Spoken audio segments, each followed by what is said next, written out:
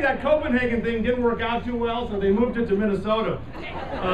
You know, it's funny. Actually, we moved the rally back a month this year because Don Shelby told us it would be warmer in May. And, of course, being wrong has never stopped Don before. So we just, you know, people come up to me all the time now that we're going national. They say, "You live in Minnesota?" Well, you know, they don't know much about Minnesota and the great people and the good folks here. But I say, look, I live in Minnesota because I like low taxes and warm weather. Well, I'll tell you what, there's not much we can do about the weather, but there's a hell of a lot we can do about the taxes, and that's why we're here today. You know, I can say that I am proud to be a Minnesota taxpayer, but I can be just as proud for half the money. And we have, friends, we have reached a tipping point in this state and in this country, and that's why on a blustery day like today, Atlas is shrugging. That's why you were here.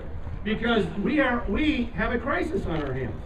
You know, Ronald Reagan years ago said, in this present crisis, government is not the answer, government is the problem. 30 years later, truer words were never spoken. Now let's, for just a moment, when it comes to Minnesota and these folks behind us, let's review just a tad, shall we? In 2006, we had the Vote Yes Transportation Amendment. Remember that? That was going to siphon off our motor vehicle sales taxes for mass transit. How's that congestion working for you these days? So we passed a tax increase there, or a diversion. In 2007, we had a $2.2 billion surplus behind us. What do they do with it? They spent it, bringing the state budget to $35 billion, a 40% increase over a decade in the state budget at that time. We're not done yet. In 2008, they passed the $6.6 billion 10-year gas and sales tax increase, and in the same year, they borrowed another $1 billion for local pork. You know, like the necessity of bike paths in a recession. Now, they weren't done quite yet, again, because then we had the Legacy Amendment. Remember the Legacy Amendment? Anybody remember that? That was the amendment that was passed by the tax increases for another $300 million for cultural activities in the middle of a recession. Now, I don't know about you, but I don't think we're undertaxed. There's been tax increase after tax increase over the last 4, 5, 6 years. And yet, last year and this year, they're coming back. They're coming back with a $1 billion surplus, or I should say deficit. And now, thanks to the Supreme Court, it could be a $3 billion deficit. They're coming back for taxes on beer, and that one really gets to me, personally. They're coming back with taxes on mortgages, taxes on anything that moves. Now, just think about this for a moment. Had legislators held spending over the last 2 decades to the rate of inflation plus population growth, we'd have a surplus today, not a $3 billion deficit. Now, even if they close this deficit that the Supreme Court gave us, and don't you love that? Last year, the governor says, look, you're not going to balance the budget, I will. So he exercises what 38 other governors have, a line item veto. And he is. And he cuts $2.7 billion out of a bloated budget. Anybody got a problem with that? No! They didn't think so. Well, the Minnesota State Supreme Court did. And so now, I want you to think about this for a moment. We're having a judicial branch, much less accountable to the voters, drafting the Minnesota budget. Is there something wrong with this picture? And these are the same people, by the way, that want to do away with electing judges. Gee, I wonder why. So now we've got this $3 billion deficit we've got to close. But friends, I got more bad news.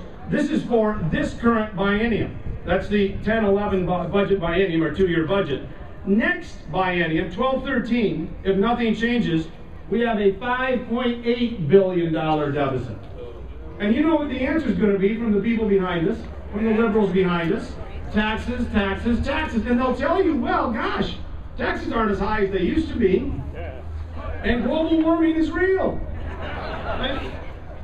And you know, I want you to think about this as well. For all the talk we've had about budget cuts, and thankfully the only good news about this recession is, believe it or not, we have reduced the state budget, but we reduced it from stratospheric levels. I want you to remember that. Nevertheless, the state of Minnesota, all the taxes combined, collects $22 billion a year out of your pocket.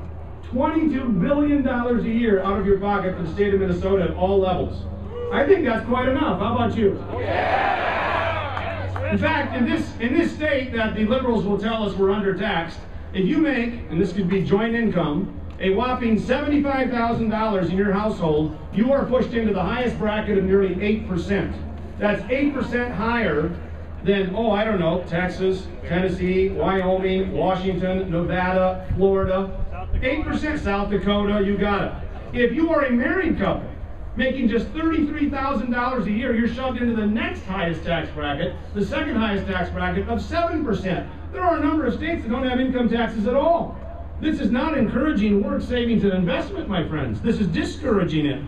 Now, granted, we are told by the growth and justice crowd that every time your income goes up, your taxes ought to go up, so that the percent, out of your income would stay the same. Excuse me, every time your income goes up, your taxes ought to stay the same, and you ought to have more disposable income. I mean, can you think about what they're saying? You hear all this in the mainstream media about taxes as a percent of income. Why, that's way down, so we've got to raise taxes. Can you imagine any business charging you the way the government charges you as a percent of your income? You walk into a car dealership, you walk into a clothing store, I'd like that suit, I'd like that car. Great, what do you make? Well, I make this amount. You make twice as much as this guy. Well, we're going to charge you double for the same car.